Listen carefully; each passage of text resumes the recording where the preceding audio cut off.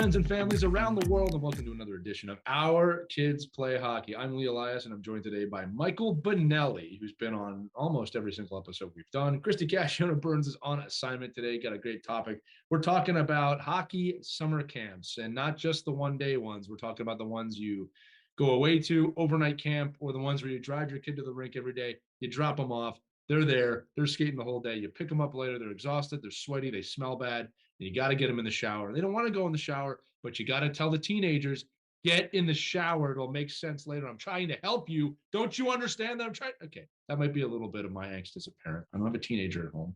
Might as well at this point. Anyway, it's going to be a great episode. I'm going to basically interview Mike because I actually never went to a away camp, Mike, and I never really went to a full-time hockey camp. I did a lot of clinics growing up. But we wanted to talk about really how to prepare both as parents and as kids for an extended hockey camp of some sort. Because we know a lot of parents who listen to the show probably consider doing this, or their kids do it, or maybe they've done it themselves. So this is one of those kind of tips and tricks and hack episodes to prepare you for your kids' hockey camp on Our Kids Play Hockey. That was an extended intro brought to you by me. Mike, welcome to the show. Good to have you back. Yeah, no, and I think I'm having now a little PTSD from my first hockey school experience. I think in Potsdam, New York, my parents dropped me off at the Howie Meeker Hockey School, right, and said, "Hey, have fun for the week. We'll see you. Right, we'll see right. you on Friday." At What? the at the end at the Friday, of course, it's like every hockey school ends, with a basically a scrimmage at the end, and then everybody goes home and you move on. But I would say I've had a lot of experience in hockey schools and working in hockey schools and working for some really bad ones and working for some really great ones. But I think just being prepared when you drop your kids off, whether it's sleepaway or, just opening the door and letting them out for the morning. Right. Well, something was so important to think about. Let's start with this. All right. And again, I'm sure there's parents on here that everybody ranging from, oh, I've done that before to parents, I don't even know there were camps. Right. So like, we should probably just set the table here that, look, there are extensive go away, sleep away camps with unbelievable facilities out there. I mean, unbelievable, with lakes and dry land and on ice. I can't remember the one up in Michigan that like they have a whole facility based just around the camp. They do that year round. And then, everything down to just your local rink is having a day camp where your kid's on the ice twice a day. Maybe it's not as intense, and maybe that is more of a daycare type environment. And there's no judgment on either one. Some of these things cost stupid amounts of money. But Mike, why don't you just, again, was that a good walkthrough? And there's other ones in between, but there's varying levels to these types of camps. Yeah, and it's different, right? It's different than walking into a 2-hour power skating clinic on a Wednesday night. This is something that, there really has to be some thought that goes into it, for success, where you want ROI, right? The bottom line, as you said, even the cheap camps, weekly camps, aren't cheap.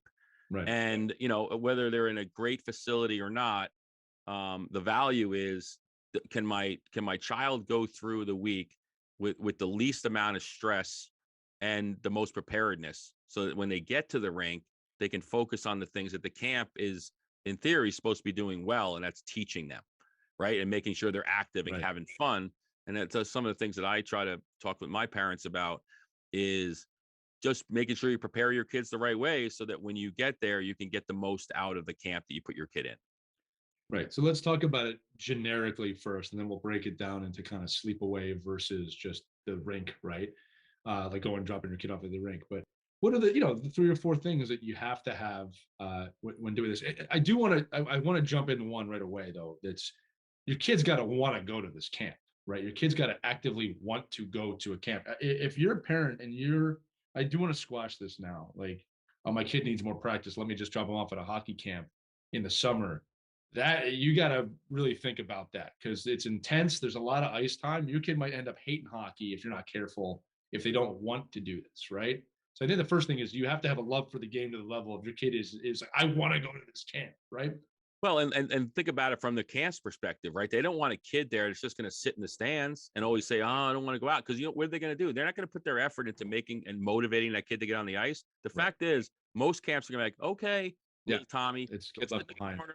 Yeah. We'll call you," and then you're getting a call at 10:30 in the morning.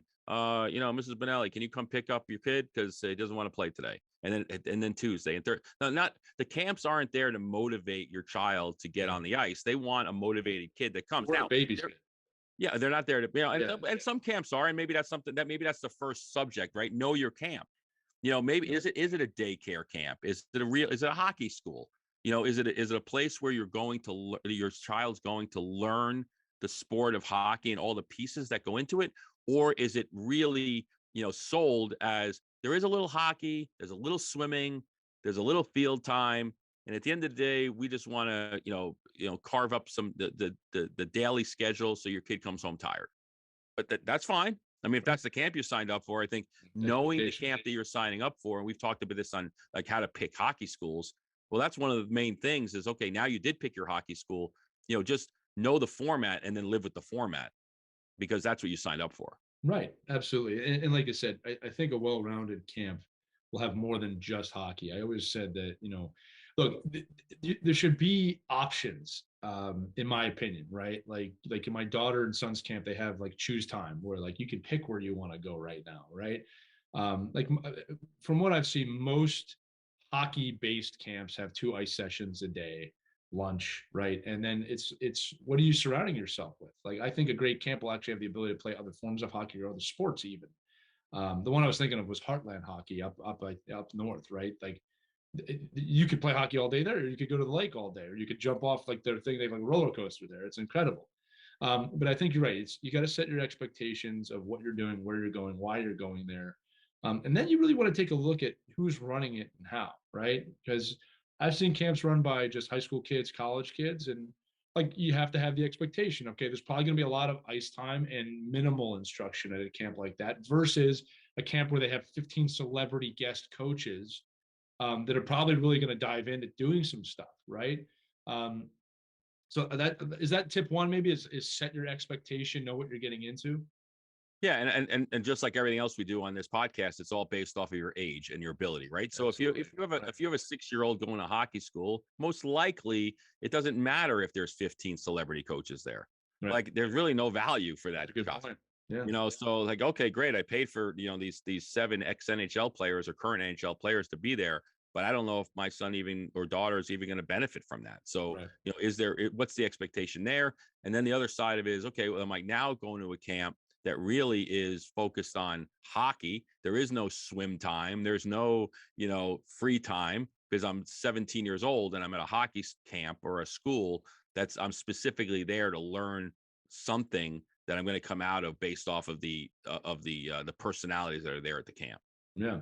Just to give some context in that from my point of view, like my son and daughter go to a camp. It's an inline facility, so there's 2 inline rinks, and hockey is part of the day, but they have so many options of football, swimming, fun.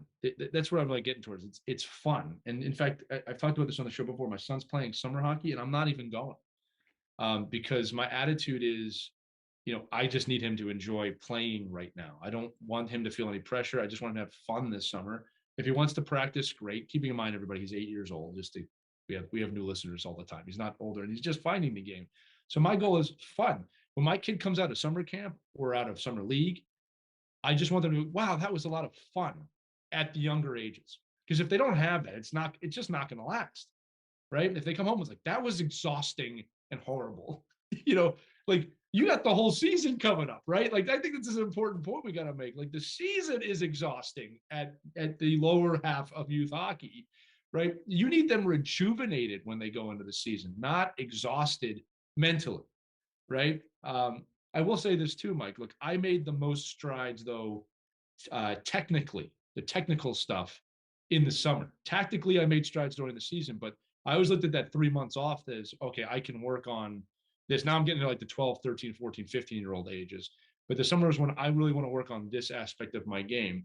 I could totally see camps being great for that too, right? So I think you're right. From the might squirt even into Pee Wee, I just think it's got to be about having fun and getting in your strides and having fun. But you get to that middle age group or the late high school age group, you could probably find a little bit more of a serious environment. Again, if your kid wants to do it. I think I'm going to keep coming back to that. But again, we should talk about the prep for all these too, because I think food is really important. I think understanding, you talked about equipment in the pre-episode. Like you shouldn't get your kid new skates right before going to a 2 ice session a day camp where they're on the ice for 5 hours a day because they won't be able to walk in a week.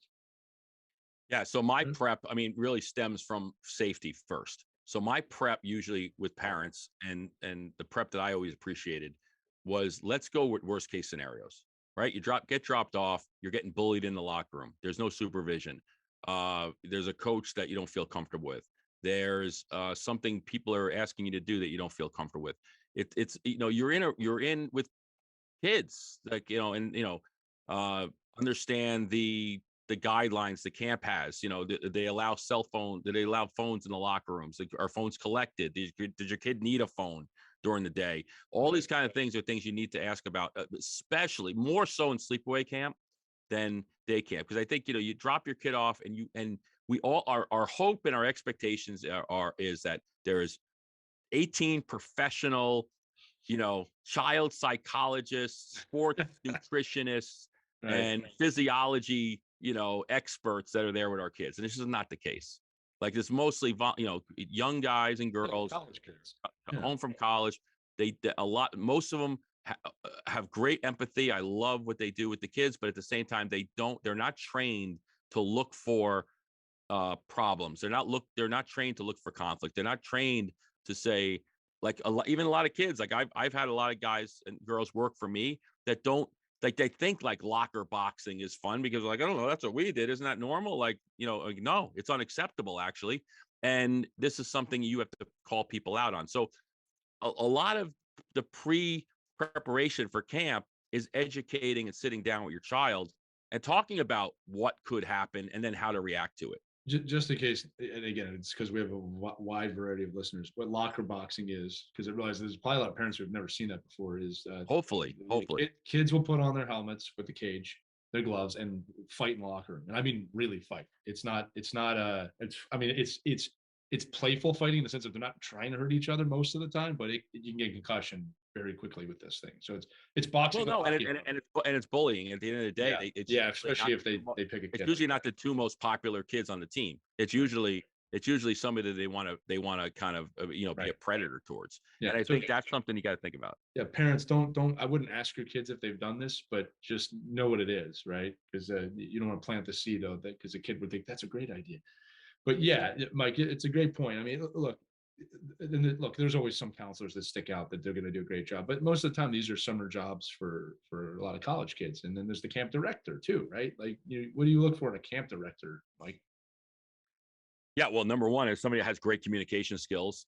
Somebody that's visible. Like there's so many camp directors, sometimes you don't even meet them. Like you're like, well, who's running this camp, or who am I putting my kids in and know their background? Like, who am I putting? Like I had this conversation the other day with somebody, like the trust we have in bus drivers, right? You stick your kid on the bus and they go, and you trust that somebody did their background check on this person, that somebody understands that they don't get road rage, that somebody understands that they know to make sure kids are sitting down first on the bus, to make sure they understand they can look in the mirror and say, oh, that kid's getting bullied, or that kid's being targeted. I can react to that. Like there's so much trust in that 15-minute ride. And I look at that from a hockey point of view. Like I'm a parent that's dropping my son or daughter off at 8:00 in the morning. There's so much trust there. So knowing who your director is and meeting them, but understanding from the point of view that if you haven't been communicated to, that's like a red flag to me. Like if you don't know who the people are or what their policies are on locker room monitoring, or we'll get into all the other things that go into a hockey camp and the daily day-to-day sleepaway or day camp. But really, I really look for that. I look for the person who's the best communicator and the most visible, like somebody that's out there. Don't hide in your office until something happens, because then it's too late. Right. I want to know what's happening. There's so many times where if I go up to a director and I say, hey, oh, you know what? I forgot to give Michael his water bottle. Could you tell me where he is right now? And they're like, I have no idea where he is. That's not good. Right. Like to me, that's unacceptable. And we said this too. and a lot of people might say, "Oh, come on, that's ridiculous. How are we supposed to know? We're not babysitters." Well, in fact, you are a babysitter for that 8 hours or 9 hours or 24 hours. You in fact are a babysitter. And listen, I had to do this at the highest level of USA Hockey regional camps. These are 14, 15, 16-year-old men, boys, that you need to know where they are, where they're going, who they're with, who's supervising them. There's buddy systems galore. Like, this is not just something you say, hey, you're going to be on the college campus for the next 4 days. Go at it. Make sure. What could go wrong in that scenario? Hope I meet you. Hope you're at the rink tomorrow morning. Yeah, there's so much stuff that goes on, and I think you've heard that joke, right? How do you know a 15-year-old is lying? Yeah, no. They speak.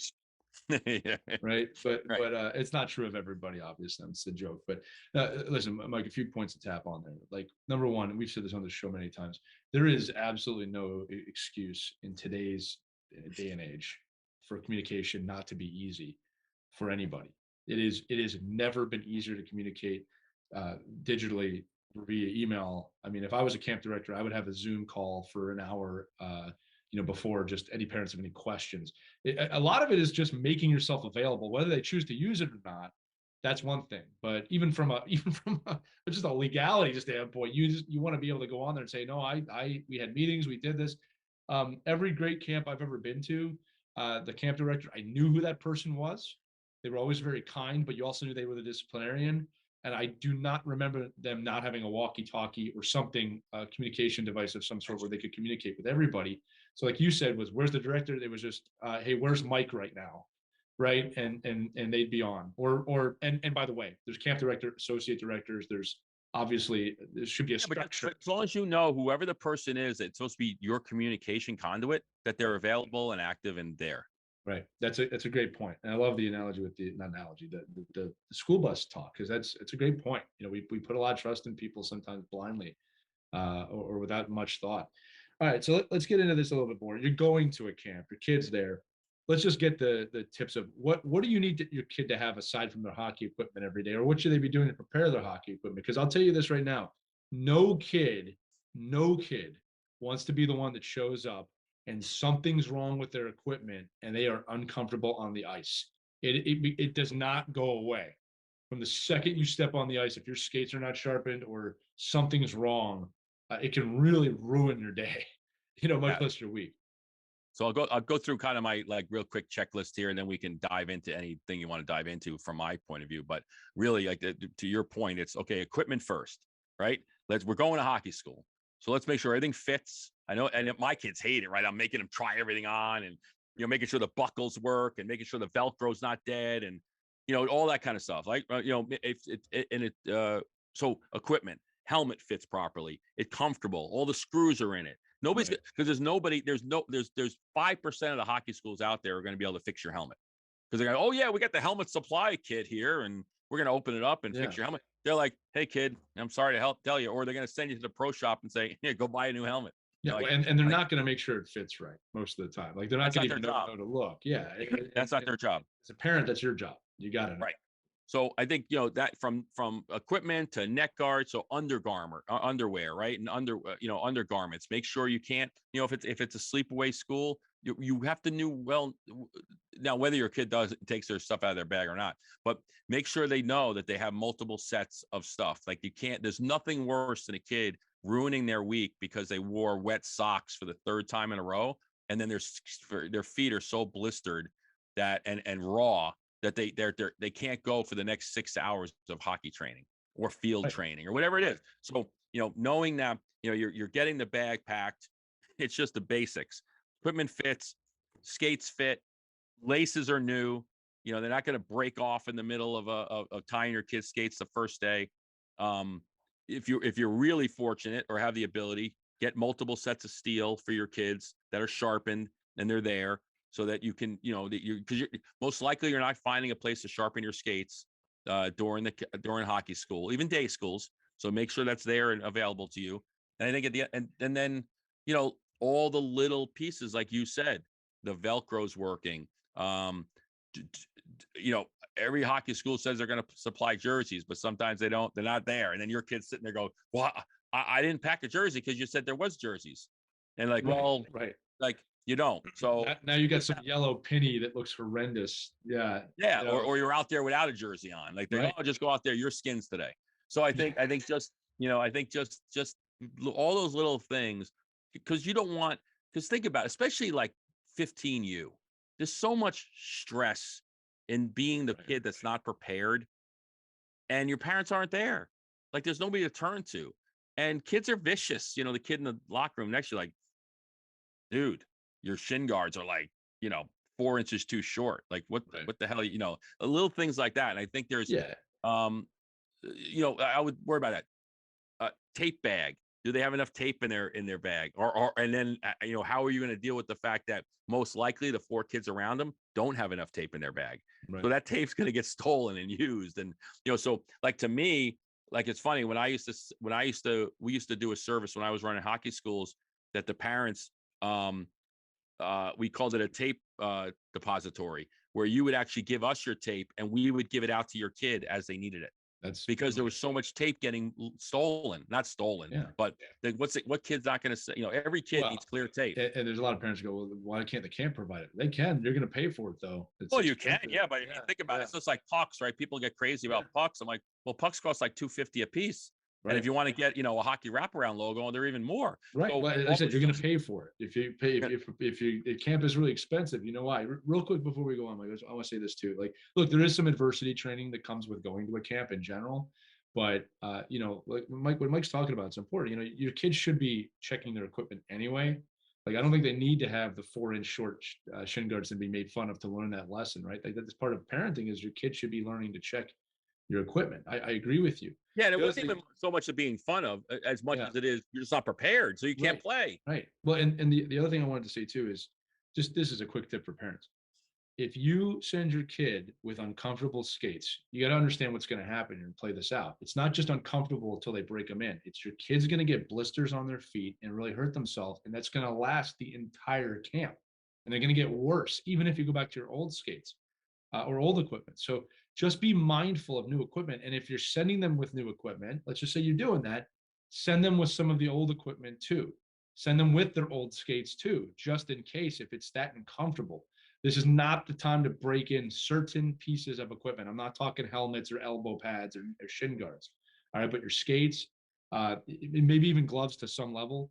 Just have a thought and make sure you pack the older equipment as well, because it can become miserable. Right? I mean, I have seen kids really tear up their feet trying to break equipment, and it's not worth it, and it's painful. So I just wanted to say that, have them bring both sets of equipment. And trust me, yes, I know how hard it is for kids to try new equipment when they're comfortable with the old equipment. I had a kid on my team this past year who, for whatever reason, wouldn't wear his nylon socks.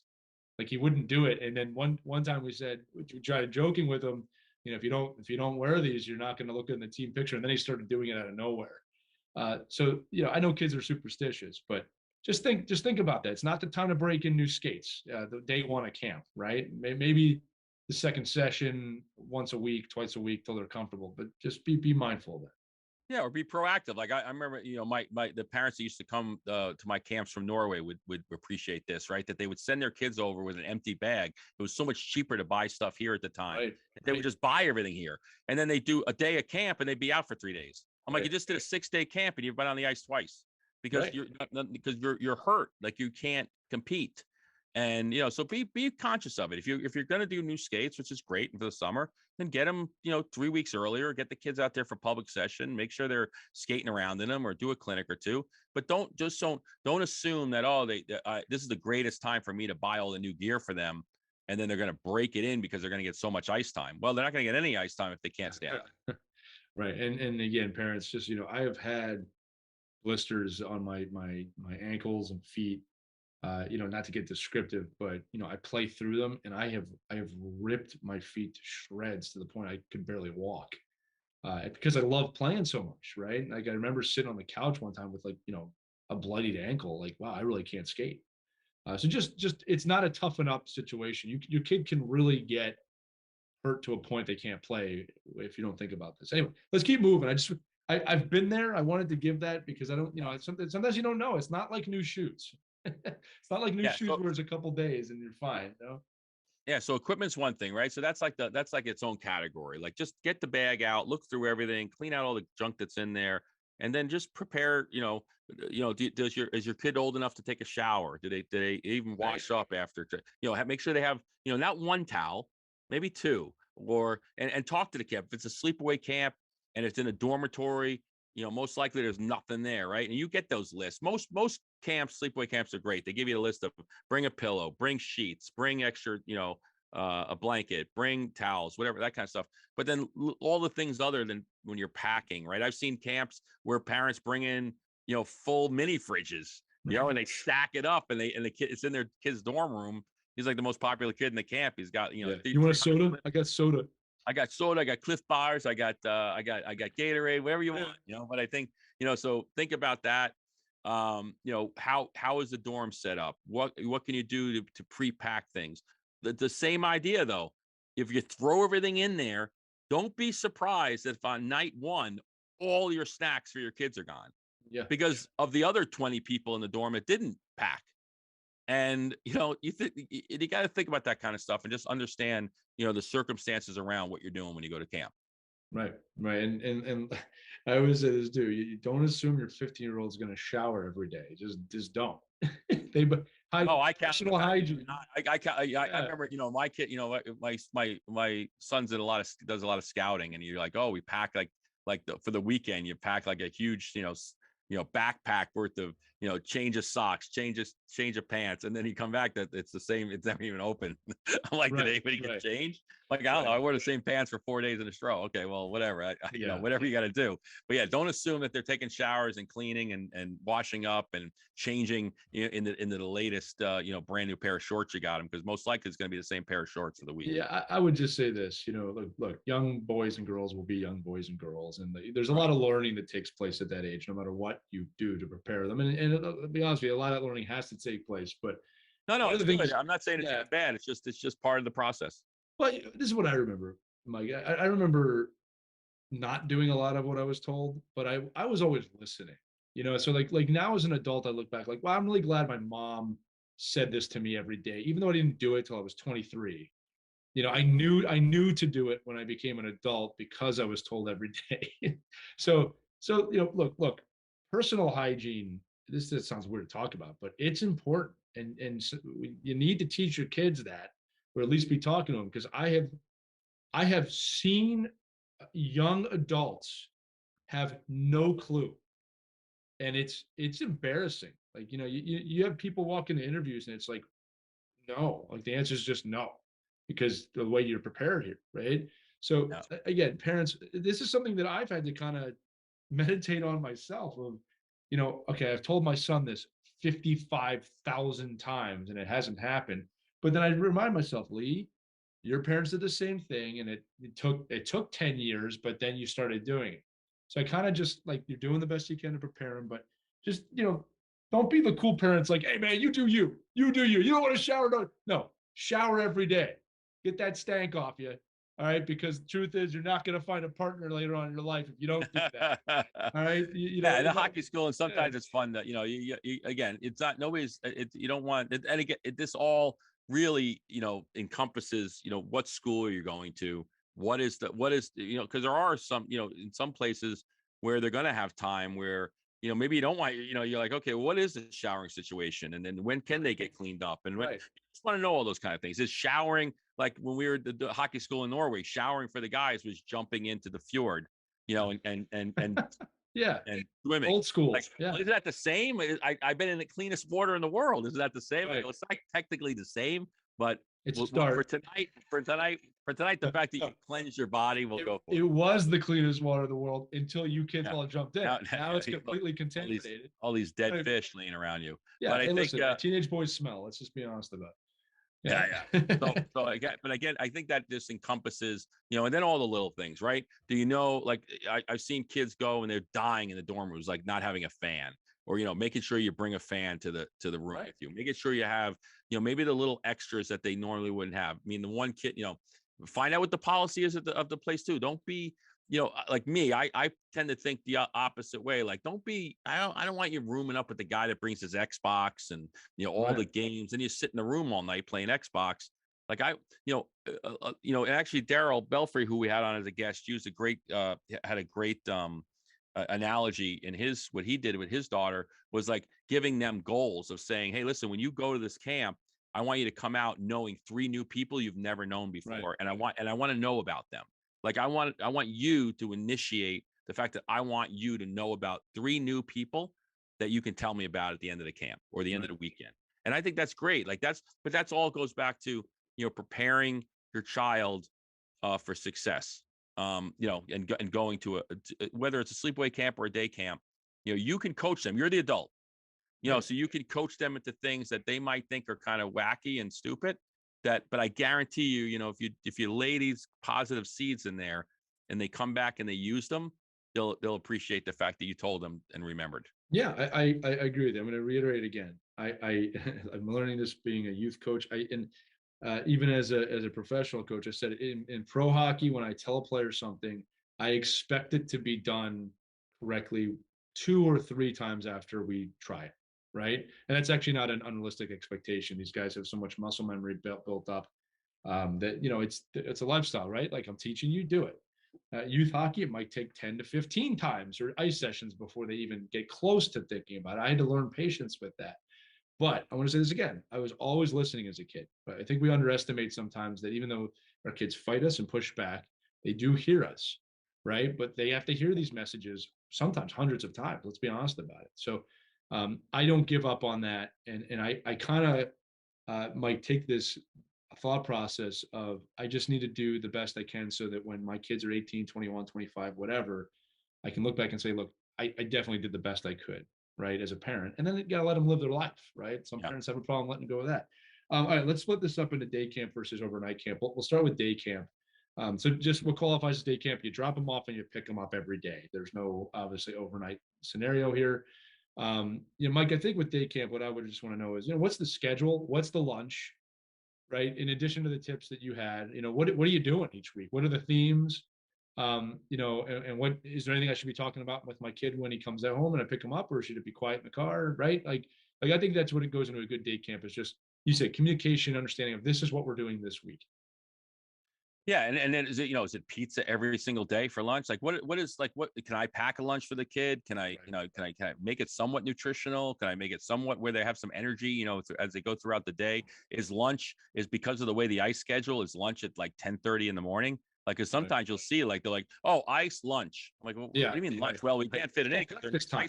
their next ice session is at 12:30. McDonald's is still serving egg McMuffins. What are you giving Right. them lunch for it? Right. So you got to understand that. But I will say one thing going back a little bit too is that a day camp or sleepaway camp, and you're working with 10 and under players, one of the biggest things you might want to do is make sure they know how to tie their own skates and they know how to tie them properly. Great. Because Yeah. what happens is instructors won't, they hate tying skates and they're not there really to tie skates. And the counselors will tie skates. I get it. I mean, I made my best tips in the summer as a teenager tying skates. I mean, I felt like I was at a golf club or something. Like, oh, thank God you tied my kid's skates all week. I'm Yeah. like, yeah. And Like, I don't know how to break it to you. That's a New York City, Connecticut thing. That doesn't happen. oh, is it really? You don't tip for tying skates? People don't tip. I was never tipped for doing that. Oh, I used to get tipped all the time. I see Yeah. that. You must be in a really nice place, Mike. I'm teasing. I'm We're, teasing. we're in really good country club environment here, I guess. Yeah. But even when but the fact is having your child know how to tie their own skates and feel Right. comfortable with it. And then if they need to, tighten them or whatever, the people are there for. But so sleepaway, day camp, tie your own skates, know how to put your own shin guards on, Great point. know how to tape your shin, Yeah. all the pieces. Just know how to put your equipment on. That's a great point. Yeah, because you might miss. Yeah. I mean, sometimes you're like, because there'll be 7 kids that don't know how to do it. So all 7 of those kids, it depends on who got to first, will be Right. late getting on the ice anyway. Right. So, And but I think, your day camp starts off. You get dropped off. Are you dropping your kid off and walking inside? Are you dropping the kid off and like, see you later? Yeah. Thank God you're out of here. Jump out of the car and go. And I think too, and understand on the day camp side, is your kid going there with friends or no? Are they coming in blind? Are they a kid that doesn't know anybody at all? And then what are you doing to prepare them for that? Or are they coming with a group of friends? And conversely, what are you doing to prepare them for that? Because what happens is if you stick your kid in a day camp with a bunch of his friends, they don't meet any other friends. Yeah, it's And click I'm like, together. so a lot of it's like, hey, wouldn't it be a cool goal that you guys bring in other kid, like learn, like meet other children and be like a conduit for growth for the week. I know it sounds stupid, like, well, Mike, who gives a crap about that? I do. I love that kind of stuff. I love Right. when I see groups of these packs of boys, especially boys, but these packs of children that can bring in more kids into their inner circle and not just be isolated in the week of camp Right. and go through in a bubble But and really at the end of it's the an day leave important the life camp. skill. Look, Oh, obviously, I didn't say this at the top, but like a great camp's going to teach you more than just hockey, right? It's going to teach you life skills, right? And right. look, there is a major problem right now with young adults getting out of college and not being able to communicate at all because they never had to. They've been texting or they've been on the phone or on the Xbox, as you said, their whole life. Which I'm not looking down on technology. That's not their fault. They have access to this technology. I don't blame anybody for that, but it's kind of on us as adults and maybe leaders to say, okay, no, you need to talk. You need to communicate and learn how to talk to somebody else, which is not easy to do at 15. And I think what ends up happening a lot of times, Mike, is not even just 15, but in your formative years, we go, oh, they'll get it, they'll get it, and suddenly they're 18, they've never talked to anybody, right? So meeting new people, conversing with new people, interacting with new people is a major skill set if you want your kid to get ahead right now. And I love what Belfry said. Yeah, go meet 2 or 3 other kids, and I want to know who they are. Make some best friends for life. Um, I think another aspect of a camp that I would look for, Mike, is the well-roundedness of the hockey, right? I want a camp where my kid's going to have to play forward, defense, potentially even goalie at some point, and really have to experience the game from other points of view. Maybe there's an offense week, a defense week, or things like that. A skating week, right? Yeah, well, I it's like that. overall Yeah, skill development. That's what you really the right, camp is for anyway, right? It's right, not to learn how to be the best left winger so much. It's right, really to learn how to be the best hockey player. And I think that's where the right. camps, that's where it differentiates itself, right? If I was going to a team camp, if I was going to, that's what training camps are for. Training camps for teams are to build your team. Skills camps and day camps and sleepaway camps are to build your skill, Right. your ability to be, so even think about, you don't even have to be, if you have a friend or friends that go to the camp, they don't even have to be at the same level as you, like, because it really is irrelevant what their level is. It's what you're bringing into the camp, and I think, so the biggest thing is, can I go to a camp that my kid loves going to and he has friends in and can make friends, and don't worry about the skill level of it, because the skill level is going to come from what your own skill level it is. You're going to put into it what you get out of it, or get out of it what you put into it. And I think a lot of that has to do with the fact that the kid goes there and they're having fun and there's good instruction and there's a good syllabus. There's a good blueprint for what Yeah, they do and you should today. look for that as a parent. Then I want to know, is it like, what is the day camp that I signed up for? Is it just you're winging it? Like every single day, you don't know what you're doing, or Yeah, that's a day camp. plan, or is there a Yeah. plan? Look, and I've been sending my kids to camps. The best camps have. Here's what we're doing. Here's the theme. There's always a theme for the week. Here's your lunch menu. Here's how the day runs. I Right. look for that. I look for that. And again, look. Cost could be an issue for certain people, and I totally understand that. And sometimes you really do just need a place for your kid to go for the summer because you got to work. And I get it. I totally get it. But just you can take a look for these things. There are very affordable camps that run really well. Michael, just take a look at the time. We only have a few minutes left. So I want to dive into overnight camp. First disclaimer for overnight camp that we're not going to fully dive into. As a parent, you should see if this camp is co-ed and decide if you need to have any conversations with your son or daughter about going to a co-ed overnight camp. That's kind of where I'm going to leave that because everybody's got to do that their own way. But Right. I would never send your son or daughter to a camp that's overnight and just conveniently ignore the fact that it's co-ed. Just having grown up in the world, you might have a problem. So just have whatever conversation you need to have with your kids about being in a co-ed environment overnight. Aside from that, Mike, what else should you be looking for? Yeah. So again, the real important piece is the structure and the communication, right? Right. What are all, where, like, what are your policies and procedures to know where my kid is at every time of the day? What does the buddy system look like? How do if my son gets hurt on the ice, what's Right. what's happening? Like, That's are they both just, camps, right? And I and well, yeah, home and away. Yeah, that's one. right. Are you just Yeah. sending him off the ice? Because I'm not there. Like I'm in, I'm at work. Like, so I have no idea what's happening, or can you, to me, like the best hockey schools that I've worked at and been like even a counselor at and a director at are the ones that build in time for, kids be able to call home. Like a lot of kids are going to be homesick. Even the ones you don't think are going to get homesick are going to get homesick. Right. And you don't want to shame them into wanting to call their parents, but give time for them to do that in a I don't want to say like a safe space, but give them time they can do it, where people aren't like, oh look, Mike's calling his mommy again. Like like do it in a way where they can do it respectfully and encourage them to do it if they want to do it, because the goal for you as a camp director is to have them to come back to camp. Right. I want your money. So the only way I'm going to get your money is to make you feel like you're really having a great time. So I think just having those little resources of, knowing if it's co-ed or not, who are the counselors, who watches the kids at night? Are there high school kids that watches the kids overnight? Or is I'm like me, when I was the director of Nike hockey schools, I literally sat in the hallway of the dormitory and I just watched doors. Oh, I hear a door. Oh, I hear a door. Don't come out of your room. Where are you going? And it was magistrate like Bonelli. It was like from 11 p.m. till 6 a.m. It was just like vigilance of, where are the kids? Like that's your number one job. And I mean, I've had kids sneak out. I did a hockey school up in Water Valley, New Hampshire one year. And I found out the next day the kids had gotten out of their room on the first floor, and because they saw a bear outside, and all these kids from all these city kids. I'm like, what do you mean you saw a bear outside? Yeah. What are you, crazy? Don't like go towards the bear. There was no, social media or cell phones back then. So, phenomenal. But I'm like, what do you mean you went outside to see the bear? Are you nuts? So, or they're feeding the bear outside the window. That's funny. The bear came to see you too. Yeah, the bear's like, you just put French fries out your front window. What do you think's gonna happen? But right. I think that's knowing where the camp is, how the structure is, what time they wake up, what are they eating, know the breakfast. Like if your kid hates eggs and all they sell is eggs in the morning, your son's not going to eat. They're not going to eat all week. And you're not going to find that out until Friday. What do you mean you didn't eat? Didn't you tell anyone? I didn't know to tell anyone. So just be prepared about, what with that sleep, especially the sleepaway stuff. Think about your son or daughter. Are they resilient at home on doing things on their own? And if no, right. then multiply that by 10, because most kids will just not say anything and live with it. And then you find out at the end of the week that they had a miserable time, right? And they didn't have to. You could have fixed that on Monday.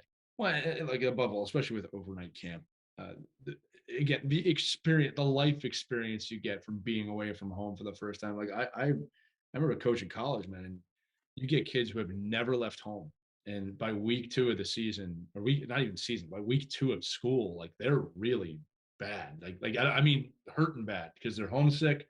They don't know how to take care of themselves. It's completely overwhelming. And then they have to perform on the ice, right? Yeah. So my point to you is, like, it's a great experience for your kids to do this, even if it's for 1 week, just to get the idea of, oh, wow, maybe I do need my parents every once in a while to help me out. And then, they come home with their tail between their legs. You get to look at them right in the eye and be like, yeah, you like the food I make now, don't you? Starting to bookending this episode. I'm teasing, obviously, but look, the truth is this: at the end of the day, no matter what camp your kid goes to, you want them to enjoy it. You want them to come home saying, hey, I made these best friends for life. I had this great experience and I'm never going to forget.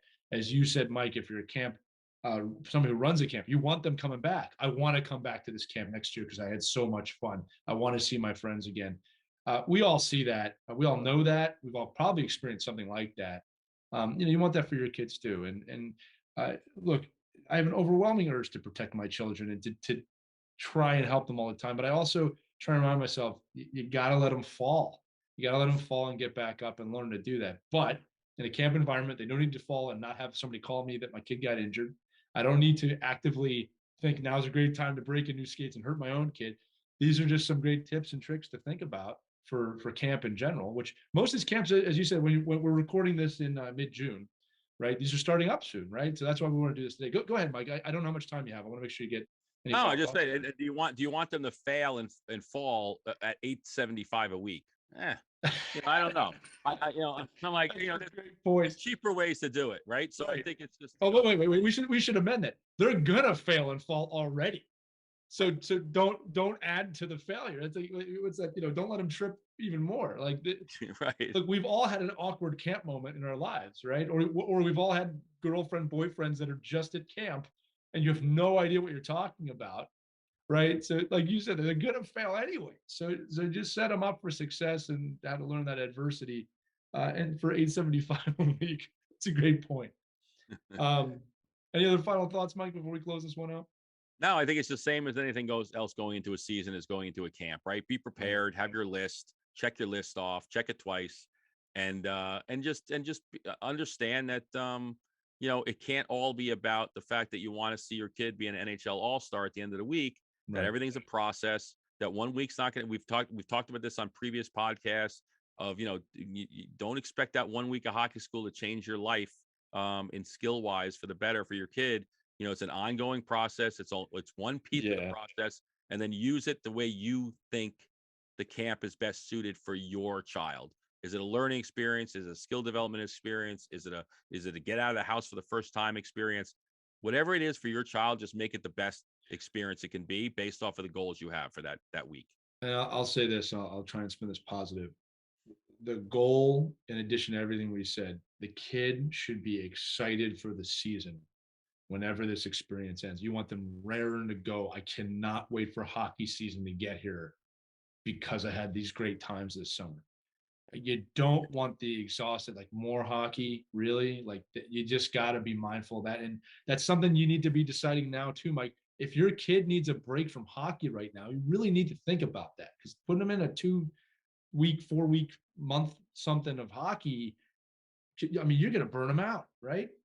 I think about that the same way. I just came back from a coaching conference for 3 days, and I wish the season started today. Right. Like I like that. My hockey school that I went to, like my hockey camp, my coaching hockey camp, was like the greatest experience I could have, and I want to be on the ice today. Right. So think about that timing. When is it? Where is it? What are you getting out of? But most importantly, is it driving my son or daughter to want to drive to the rink? Right. And that's unbelievable. If you can do that, listen, if you can do that and find skill development sprinkled in there and find social development sprinkled in there, a home run. And and I will say this before we sign off here, is there more camps that provide that than not? Or else they wouldn't exist, right? If the camp wasn't there for 27 years, most likely they're doing the right thing if they've been there that long. And I would embrace that. We need to make an Our Kids Play Hockey summer camp. That's just going to be for parents. That's the way. It's just. Well, I designate Christy as the director because she's not here to raise her hand, but she's director. She can do the announcements in the morning. Right. Yeah. Yeah. I mean, she's a lot of things she could do. She could keep us in line. So anyway, look, Meg, thanks for giving us some wisdom. Again, we always talk about this. I learn a lot. I learn a ton from you. Like I'm getting into the years now where my kids might want to do some of this stuff. So I'll always have this episode to go back on. But look, that's going to do it for this edition of Our Kids Play Hockey. No matter what your kids are doing this summer, whenever you're listening to this, we hope they enjoy it. We know you're all doing the best you can. Again, if you're listening to this podcast, we obviously have some sort of shared mentality, right? And if you have any questions, concerns, comments, you want to ask Mike, myself, Christy a question, you can email us, team@ourkidsplayhockey.com. We always love hearing from you. Or check out our Facebook page, Our Kids Play Hockey, or our website, ourkidsplayhockey.com. I've said it enough times now, it's got to do that. Form Mills, like 50 times so people understand it. That's going to do it for the episode. You all have a wonderful, wonderful week, and we will see you next time on Our Kids Play Hockey. Have a great day, everybody. We hope you enjoyed this edition of Our Kids Play Hockey. Make sure to like and subscribe right now if you found value wherever you're listening, whether it's a podcast network, a social media network, or our website, ourkidsplayhockey.com. Also, make sure to check out our children's book, When Hockey Stops, at whenhockeystops.com. It's a book that helps children deal with adversity in the game and in life. We're very proud of it. But thanks so much for listening to this edition of Our Kids Play Hockey, and we'll see you on the next episode.